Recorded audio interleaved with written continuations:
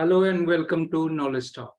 I'm Sanjay Singh, and with me have a very talented young man, Mr. Mayank Madhav, who has secured 119th rank, 119th rank in the recently declared result of UPSC in his first attempt itself. So before we proceed further, let me give you a brief introduction of Mayank Madhav. Madhavji, born in a family of doctors. His father and two elder sisters are doctors. He has been a bright student since his childhood. He always performed brilliantly in schools. Madhavji is an IITian also. He cracked IIT JEE Advanced in the year 2015 with excellent rank. And after doing BTech from IIT Kharagpur in civil engineering, he started working in an MNC. But somewhere deep down, the thought of serving the nation by becoming an IAS officer was always there. This thought took the center stage in his mind while working for a brief period of time, which ultimately prompted him to start the preparation of civil services, and he was bang on target in the first attempt itself. Today in this interview, I will discuss with him his secret of success in UPSC. So Madhavji, welcome. First of all, thank you, sir. Congratulations on your great success. Cracking civil service. Thank you, sir. A dream of millions of young people in India, and getting 119th rank, that too in the first attempt itself, makes it even unimaginable for most of the aspirants. So my first question is, what was your initial reaction when you came to know about your result?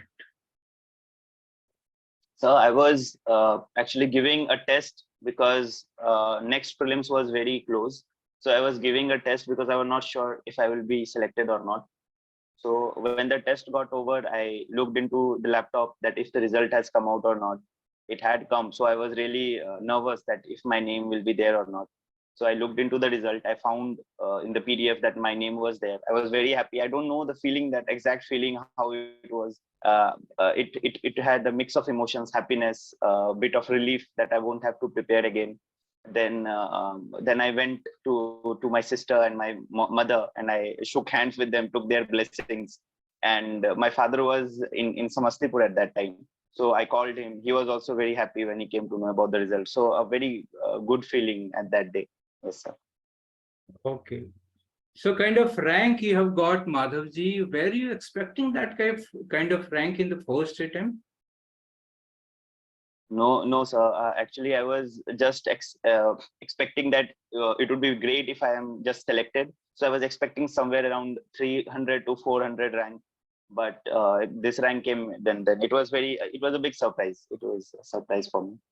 So it was a surprise. So now, yes. Celebration parties all over.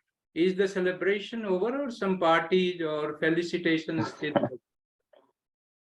So interviews are still going on. 1 or 2 interviews every day are still going on. But yes, party and all, everything is over now. So not much partying is happening. Also, just after my selection, not much. We didn't party anything.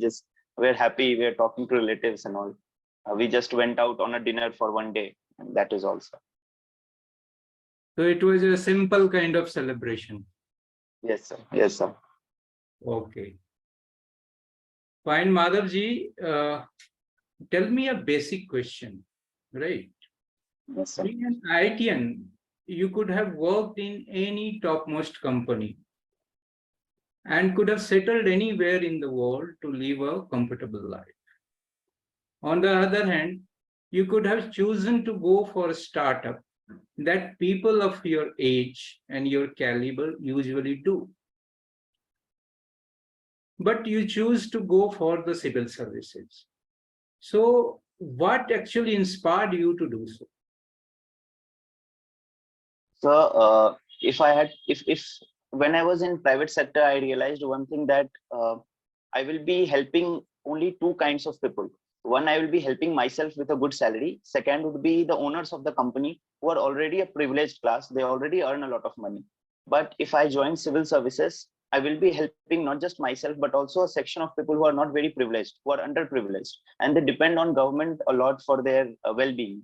So I think becoming a civil servant is a more fulfilling feeling in a longer term. So that is why I chose to join this service.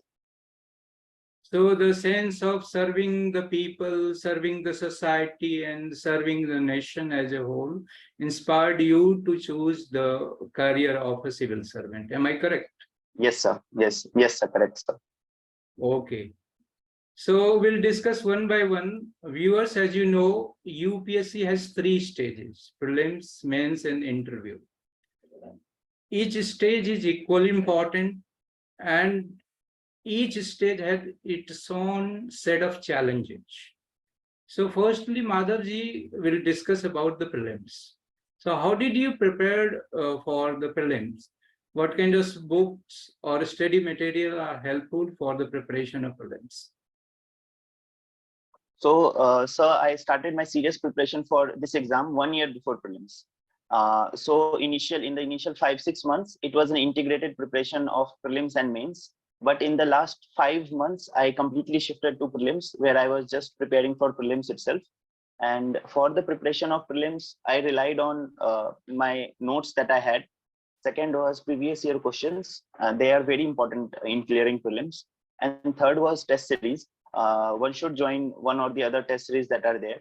These 3 things are very important in clearing prelims. So this was my basic strategy. And 1 month before prelims, I used to write one test every day. So say on one day, I used to solve 1 year of previous year question. And on the other day, I used to solve a test series. So this is how I used to do alternatively on every day. So this gave me a lot of practice to write better, to get more marks in prelims. Yes, sir. This was my strategy. So according to you, serious preparation of 6 months is enough for the prelims? Yes, sir. For prelims itself, we need to prepare for 5 to 6 months if it's our first attempt. Then in the subsequent attempts, we can reduce the number of months for prelim specific preparation. Okay. So it might be easier for an IITian like you, but in general, people even don't think about these things, right? So when it comes the matter of mains, the selection of subject is also very important. So what subjects did you choose for mains, and what were your strategy for the preparations of mains of UPSC? Okay. So in mains, we have there is essay paper, then there is GS papers, which is common to every candidate. Then there is an optional paper, which varies from candidate to candidate. So for optional, my optional was anthropology. I took it because I saw that I had some interest in this subject, and also good marks were coming in this subject in the recent years. So I chose it. And in between prelims and mains, my focus was on writing more and more answers, because being from science background, we don't generally write many subjective answers. We generally used to solve many numericals.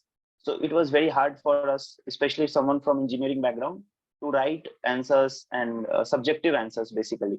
So what I did was I used to solve a lot of questions that whether it was from test series or from previous year toppers copies I used to download, and I used to see how they used to write the answers. And based on this, I did an integrated preparation for mains. And as far as my optional and GS subjects are concerned, and I again relied a lot on my class notes that I had prepared. And then there is a significant portion of current affairs that needs to be prepared for mains as well. So I had joined one current affairs classes, and I used to make notes from it, and I relied a lot on that as well for writing good answers. So that was my strategy, sir, for mains. So how should one select for the books or the study package for UPSC in general? So for selecting books, there is a set of books that everyone follows. There is no new book that one needs to study. Like for political science, for polity, we have Lakshmikant as a book. For geography, one needs to study and NCERT. For history, we have this Spectrum as a book, which can be read. Then, sir, for environment also, we have NCERT of class 12. So all of these standard books are there. So one need not study many different kinds of books. If one is studying these basic books multiple times, so he will be able to answer most of the questions. So what I have seen is that many candidates, they try to read many different. You're mute, Madhaji. Please unmute yourself. And can score good marks. Okay. Yes, sir. So I have heard people saying that if you start the preparation of civil services, then you should start with NCERT books. First master the NCERT books of class 6 to class 12. Is it correct? Yes, sir. So I also used to think that one needs to study NCERT books from class 6 to 11th, but this is not actually necessary to read all these books because it will be very time consuming. Rather than a set of books that I said, sir, that is more than sufficient. One needs to study it multiple times. And if any basic doubts one has, then they can simply Google the thing and can get the answer for that. Rather than studying all these books from class 6 to 12th, it is not very recommended, at least from my side, sir. Yes, of course, it also depends what you have studied earlier or what kind of background you are having. It depends a lot on that factor also. Fine, Yes, sir. Madhavi. See, one question regarding the strategy of preparation, Madhavji. So what is a better strategy for the preparation of civil services? A balanced study for few hours on regular basis or an exhaustive study as per the requirement of examination? What is a better strategy? So I would say one needs to start their preparation 1 month before prelims, and every day one needs to study seriously for 10 to 12 hours without taking breaks. Like if there is Sunday, one will leave study on that day. It is not recommended. One should study continuously for 10 to 12 hours every day. That is very important. And then when exam comes closer, say 1 month before the exams, one can increase the study hour to say 13 hours, not more than that. And that is more than sufficient to clear the stages of this exam, sir. Okay, fine. I got the answer. So see, in general, interview is a very tricky thing. It depends on your Yes, sir. communication skill, your interpersonal skill, your personality. It is check of all these factors, right? But how the Yes, sir. interview of UPSC is different, and what skills really matter in the interview of UPSC? So actually, when I started preparation for interviews, even after preparing for 1 2 months, I was not able to crack the code that how one gets very high marks in interview or how one gets very low marks in interviews. Because I used to think that when one speaks very confidently, then he will get good marks. Sometimes I used to feel that if someone has a very good command over English, he will get good marks. But it is not it is not always correct. Getting good marks in interview is a lot more dependent on your luck as well, that what kind of questions are being asked on you on that day.